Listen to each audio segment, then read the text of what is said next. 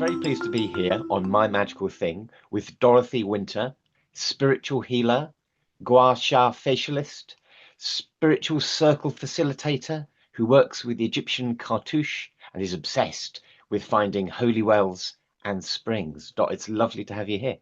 It's absolutely a joy. Thank you for inviting me. Oh, my friend, you are very, very welcome. Well, Dorothy, the time's come. Please may we see your magical thing. Okay, so it's a collection of magical things, but they are all water. Oh, Ta-da! I'm pretty oh, sure you you're can see them fantastic. all. Yeah. My host of magic. I'll bring you in. This is my version of zooming. That Zooming works. you in. Okay, so there are a collection of springs and water sites that I have ventured to like an obsessive. And I thought, well, what I would do is give you a roundabout tour, and then I would pick out a couple for you that have like a deeper meaning. So it all became a weird obsession just before COVID, when I don't really know why it started, other than I must have seen a holy well and been like, I really want to go to that holy well. And then what I discovered is that not all these holy wells are really easy to find. And so the joy of finding became like the lead, the draw for me. And once you find one, you got to catch them all, basically. And so wherever I go, I'm always looking at maps, trying to find like the water, trying to find not necessarily the holy well, but the sacred spring, or like the water source for whatever the land is needing to be fed with. And so I have been to as many places as possible. One day I will go to everyone. But I will talk to you a little bit about like my favorites. If I had to have like a top five, I'm not going to do five, but if I had to have a top five, I like to play that game. Like, okay, name your top five wells.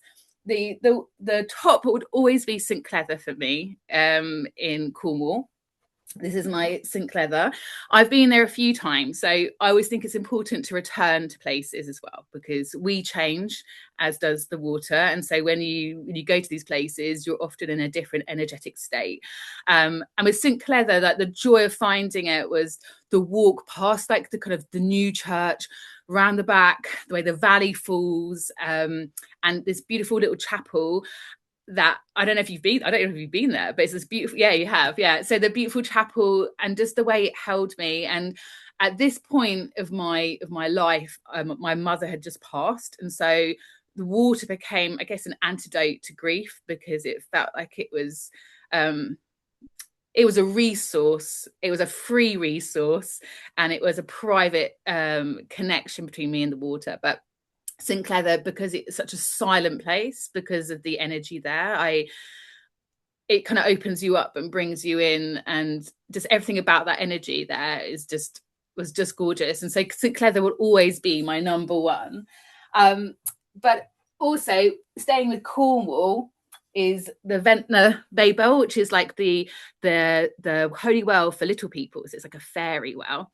And we went finding this like on the old Tinners Way, and we went in the summer, and it was like the wrong time to try and find this, because lots of people go there to dunk their dollies and stuff around February, to baptize them.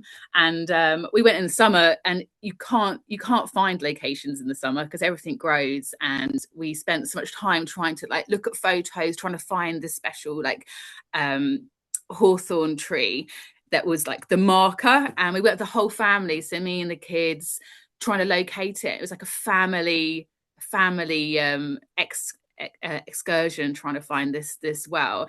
And so when we found it, it doesn't look that exciting, but it was everything about the energy of finding it, the fact that we were all kind of chipping in to like locate it, using sat nav, using old like historical information other people have written about it.